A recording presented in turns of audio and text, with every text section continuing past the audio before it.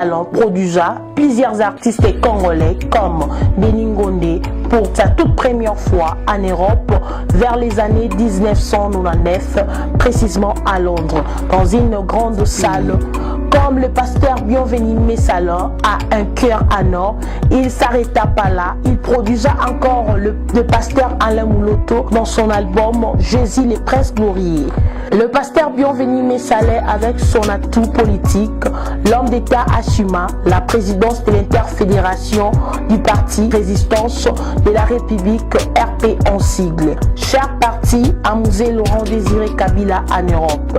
Du côté sport, toujours dans le cadre de bien organiser les choses, le pasteur Bienvenu Messalin amenant les catcheurs anglais ici en République démocratique du Congo, précisément à Kinshasa. Mûrement réfléchi, intellectuellement stable, l'homme décida de créer une association dénommée les Amis des Bienvenus Messalin, ABEM en sigle, dans le domaine de l'agriculture, santé, éducation, sécurité et sport.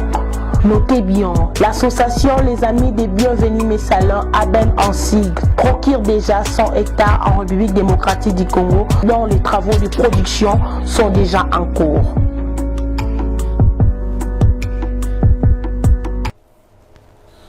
Bonjour, welcome sur Welcome TV. Nous sommes en direct ici à la télévision. Que Dieu vous bénisse. Alors, merci. Nazana Makame Bele, le Loro Loba. Avato Banda, tout en vidéo, oyo, bongo, na rozongo na bino after those videos. Alors que, ok, thank you.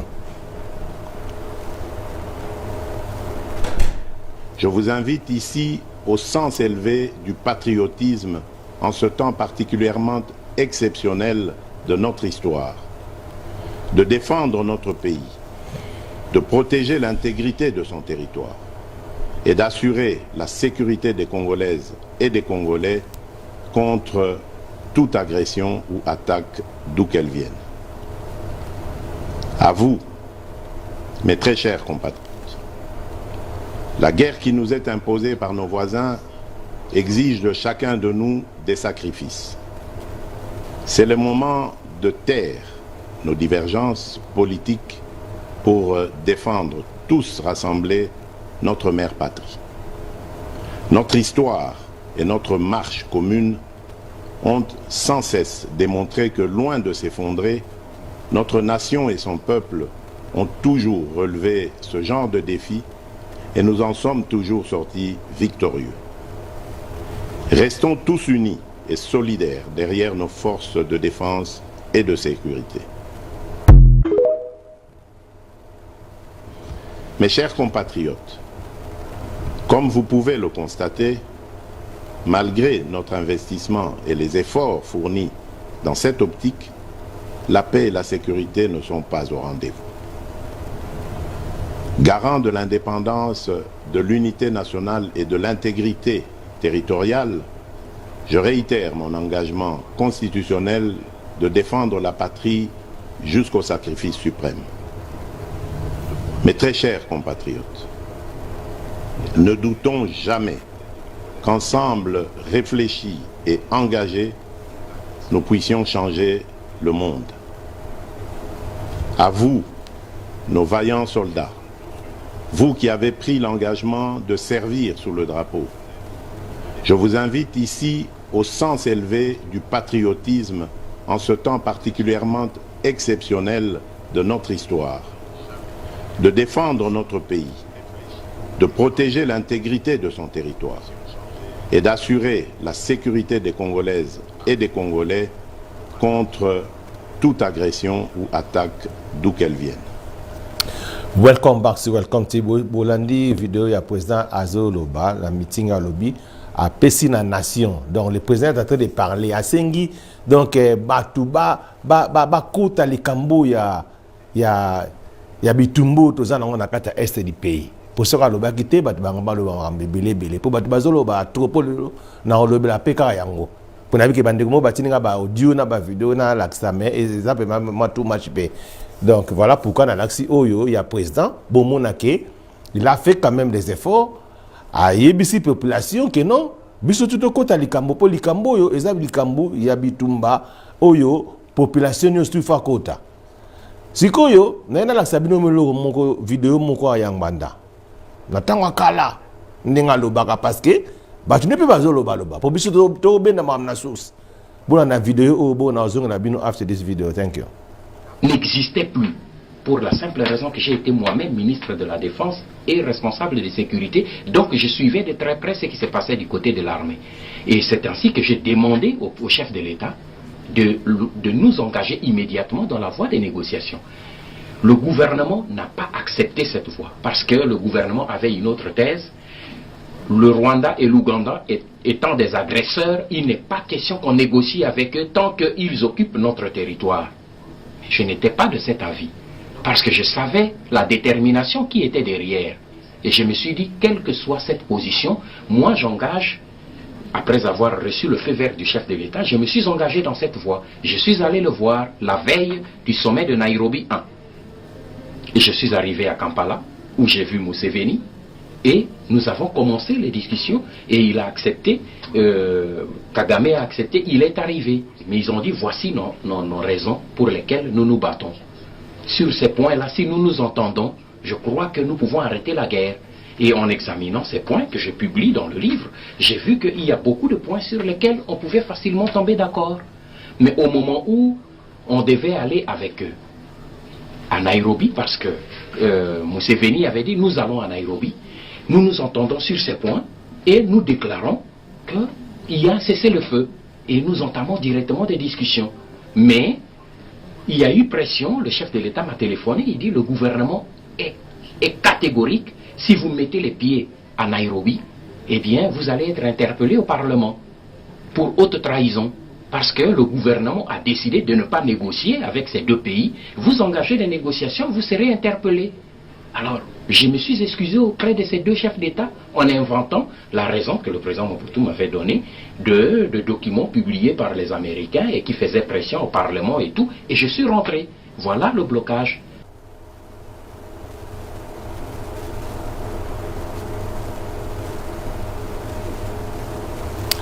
Welcome back to Welcome TV. Bomoni vidéo ndeng banda loba.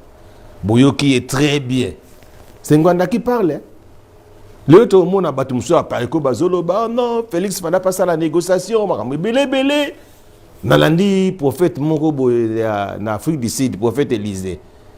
Maintenant bi bande ko na bandeko ba yebi ndeko na prophète Élisée na aza mutu abelaka liboma na kisasa. Pour biso to bana yolo to yebi. Abelaka baner seri mo pena boliboma boko tuna mninga no azaka na Afrique du Sud ça arriva la yebi masolo wana muto déjà bela liboma donc abela liboma oyo aloba makama normal tepo ya finga ne batunyo soto afinga président kala afinga mwasi na ya finga melelo bato ya finga comme si connaît ko côté la bango lisusu mais so vous avez besoin que non bébé sera mutu so kaza na pouvoir bo finga bolo ba mabe na ye batu ba baye ce que tant mutu alonge bo comme le basusu bien na ye mais c'est comment bozan ndenge nini bo moni tata na bino mbandawa tanga zaka jeune alobi nini parce que makambo ya bitumbu ya Congo e badi nango lelo te e badi na tanga ya Kabila kaka te o ya papa na ba genti na ba te eza ba biloko yo o e bana banaka les nango ba je ya ba bato ba place biso to alia eza ba je na bango mais sikoyo bino tango président Félix aleki na télévision naza nango amena l'action te ngana saka owana alobi ke bitumba oyo ya M23 silanga na 2013 donc cela veut dire président wa kala sisa kiango mais tango président kala sisa kiango banaka ko condamner mais silaka evandaka nango nie bon sikoyo ko zonga dans les zones bolobini que non c'est le président Félix Azongisiango. Comment se fait-il yemoko Azongisiango et yemoko soit que nous funda sur Kagame que Kagame mutu aza donc Congo a pays agressé. Na lobaka na ba vidéo mo kana sala ba mission na ba TV parce que mboka na so zalaka agressé que tant ou pays est agressé ou bien mutu aza agressé mutu ba agressaka ye bazana contre-été mutu ba agressaka ye ba côté la mutu ba agressaka donc cela veut dire que le pays na biso Congo est agressé. Comment se fait-il que le pays na biso est agressé mais bino sikoyo bozo odo côté la pays yango odo côté la pays yango bino sikoyo boza ko le mabe ya pays oyo est agressé ya mboka na biso moko Beaucoup de gens disent que no bitumba oyo, eza bitumba ya président yemoko luka makambango. Est-ce que mutu pena normal, un Congolais normal, o azana besoin que pesa na mboka na ye, alors ba ke makambo eza ka ya président yemoko. Mais on a se boa mutia mabe. Donc na mona na nu batu ya mitema mabe te lokola Congolais. Comment se fait-il? Bitumba o eza ya mboka. Président de la République aye lobia ko kende na ye. Mususu akoya. Comment se fait-il que au lieu bino no subo kota la likambango bino bokomi ko critiquer ye bokomi ko sala contre ye ke ye moka ke ndoko bunda ye moka ke ne bona boy atina na moko bona kaka seri moko bo mwana mobo bana ngo baleka na ba télévision ba lobaka bien wa bazaka pe ba géris akumisa président Félix na tembe. Donc cela veut dire asilika poni azuni rien lokola rien akoma contre ye sikoyo. Si vous avez une vidéo, oh non, il faut présenter que tu as mon anayaza na moi na boye na boye, y moi qui na fond dit. Mais awa boyo bomoni banda azaki présenté, c'est Mobutu qui était président, c'est pourquoi que Mobutu akena na fond. Mais banda bana ko sala akena akuta na nisi. Na Mugabe bomoni nga lobi akenda ki akuta ni basololi, eza ba makamba solo laka. Donc alobi awa bien alobi ke ceux qui bomoni ke agresseur na bino aza makasi beaucoup qu'on négocier mais biso siko agresser na chose makasi parce que agresser na chose la Rwanda te agresser na chose impérialiste baza makasi yango moni stratégie à négociation kendaki lokola stratégie à négociation ke simbité donc et comme siko makamba guerre oui makamba guerre wana za pour na Congolais tout muto non soit za Congolais tu ne peux pas aimer même au bi que non pas on ngana linga nga présenter ouais olinga présenté oko olinga te que non les choses contre c'est bien et ça doit na yo mais likambo za likambo ya patrie likambo guerre ça likambo ya patrie ça likambo ya président de la République te parce que bato bazo kufa ba Congolais le lomo qui les mona déjà aza bimisi yango afundi Kagame na États-Unis make bazala bango courant mais le président a eu courage ya koloba oh lobby aloba ke aza partenaire fiable pour koluka paix. Parce que à lobby même que Babania Moulenga basaba Congolais toujours pour chercher la paix. Pourquoi on la contre-traiter pour ça contre Baba Amonia même président na bango kutu à lingi bangote. Donc et là on a président une stratégie ya roloba kete ba batu na biso mais bo finga boloba n'importe quoi on dirait yo sur ba pesio poste on est président de la République au sala maramba bien. Tu ne peux au sala peka ezaka mobulu. Donc c'est un support. Toute personne aux hommes na bano ba geno ba le kana ba télévision ba finga batu ba finga bo mingi mona ba futa bango pe mona tena ba Rwanda moko ba futa bango na ba Rwanda ba futa bango bozo sala musala ya ba bino pe ba rebelle vous êtes des rebelles comment se fait-il que vous êtes en train de diffuser ba vidéo o ya ba soda rebelle oyo bato bazobunda na bato ya biso bazobomba ba soda so ba kufa bana ba kufa bozo diffuser ba vidéo na bango na msu ba sala ba G azala e Congolais te linga le yeba nango eloba nango parce que Rwanda na loba ngo na tanga kalezaka parti ya pays ya Congo so bino balobi bongo te eza bongo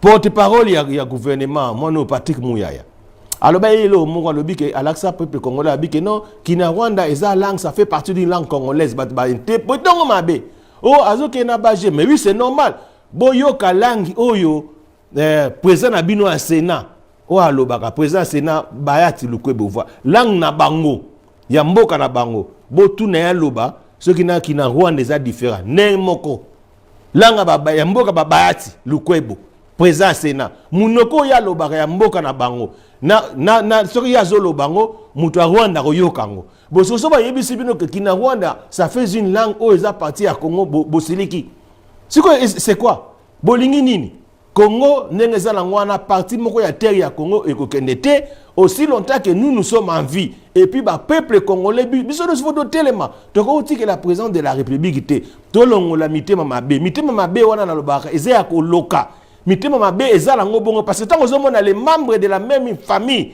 bazoko kabwana bazoko bunda bazowela bomengo donc cela veut dire que mboka ezala malédiction c'est uta parce que bozolinga bato ba diriger mboka na binote bolingo kota ba vie privée na bango bokota na batina ba salaire na bango makambo belé aussi longtemps que neneza na ngwana bia na mboka ni nango boke tu na président de la République Alaxa bino accord o ya signé na makambo ya ça et ça na mboka ni dans quel pays du monde bon mona président de la République qui na tchaka ndenge Sarkozy c'est qui est la président de France kasile ba corps na ye nenga salaka na Kadhafi aya oyebisa bino ke nonga na Kadhafi to sina essence en sens te mais bino bozo tinda président de la République aya yebisa bino ba corps oye asinya na Rwanda na makamunyo surtout na lingi na fungola mayele na yo ozolandanga makamunyo surtout o basalaka na politique ezaka na ba o babenga deal donc ba corps yango wana ezalaka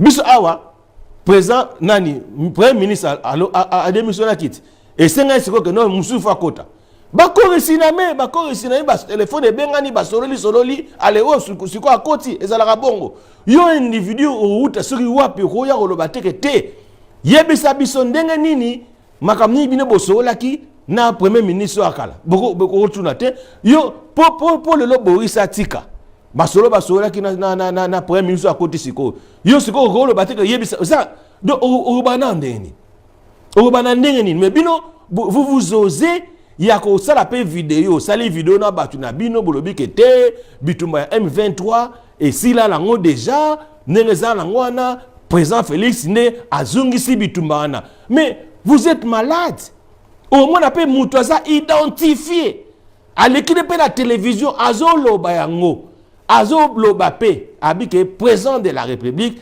aza membre ya M23 donc ngolo basiro que non président de la République azobo maba congolais mutu pas ané identifié botikié et pourtant dans un pays oyo ba bengi état mutu aza identifié le beloka bon on va t'arrêter mais lorsque bakangu yo bokomi o acharnement mais vous blaguez tala nazo pesa bato ya sécurité à présidence conseil moko boye o ezala ngomaka stratégie te eze loko il faut ça parce que mboka oyo bafinga ba président lokola Congo ezate yango wana il faut boter loko yo au fingi président de la République au lobby le kambo oyo yo au lobby ke neti ndenge muto aza identifier bomoni natanga ko muloko pero luwa ba biloko ya lobaka pona président bokangi parce que permanence eza impolitesse o mutu tu o aza mayele aza contre ye bato o ba supporter c'est mitu na bino yo salate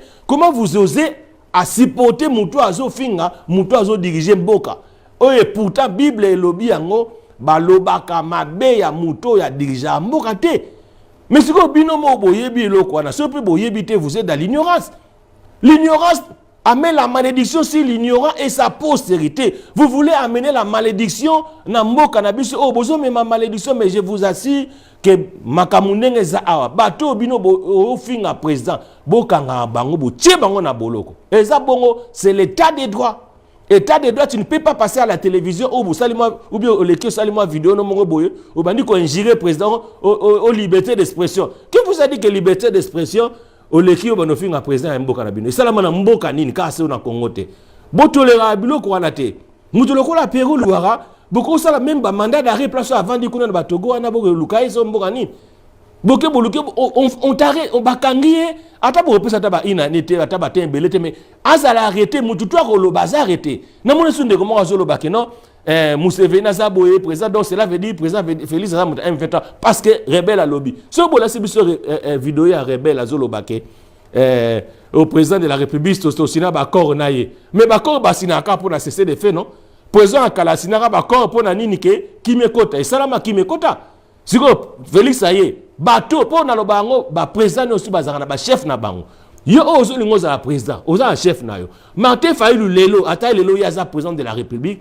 Oh, si la guerre en oteka dans les vidéos, il faut bakor sinamé. Mais tant bakor au sinamé, on y a sabinoté. Biso dans la besoin que mboka na biso ete kamate. C'est ça nos problèmes au Congolais zanango. Dans la besoin ete kamate. Et ete kamate ndenge ni so biso mo ba Congolais to boyi yango. So biso ba Congolais to boyi. Donc cela veut dire to président lobi yango clair na vidéo na sebino a. On dit que to za agressé. Yo so mona pozo le kana balaba le monde ba obeta mutu moko bodo ba kuzo ko agresser yo po ye obali po ko agresser mutu wana ozo mo ateke do yina yo na mutu aso ko agresser ba kanga bino so ba zo ko agresser mutu so ka ye ba kabolaka de la même manière pays za agresser yo so ko kabolate il faut se défendre de probiso de ça ba agresser donc biso to pays to ça agresser donc bazo ko agresser biso le quoi bazo ko agresser biso ce qu'il faut to linga to défendre armée na biso pour na to benga na banguna to défendre bango na ndenge ni to ko landa ka ba je pe ngwanda lobby ke bakena na bango pe na ba dialogue bakena na ba négociation basala ba makamno aussi le temps que to kene pe bongo to zo me la bango pe na makamba bitumba parce que tozo le bango bien parce que tozo senga bongo tango ba moni ke congolais to a telemi mutu to a telemi au mona siko ba biloko ko sila yo kasi lelo Rwanda zelo ko pamba Rwanda na lobaki na bino wa tango président kasa yaki à la Congo en Angleterre aki pamba te il a parlé avec le roi baloba makambo ngano to yebite mais ngana zo expliquer bino abeta masolo a bien oyoke ba biloko bino bo sipoter ba Rwandais wana biso moto ko salango et ça c'est normal parce que peuple la biso a boyi pour ceux qui ba boyi yango ceux qui espèrent ba ko chatembe ngana loba to boyi makambo wana ke ba sipoter ba Rwandais to ça na besoin que ba Rwandais ba yima na mboka na biso ceux qui ba revendre ba vendre tant que ba réfugiés ba ba mikanda na bango ou bien peut-être ceux qui ba revendre ba vendre ka normal mais biso to lingi mboka na biso ezala ya biso moko to sala masolo biso moko na ba bato no su ba za na besoin ba sipoter biso makambo bila ko loba na suki awa bon na ozonga la bino next time thank you bye bye.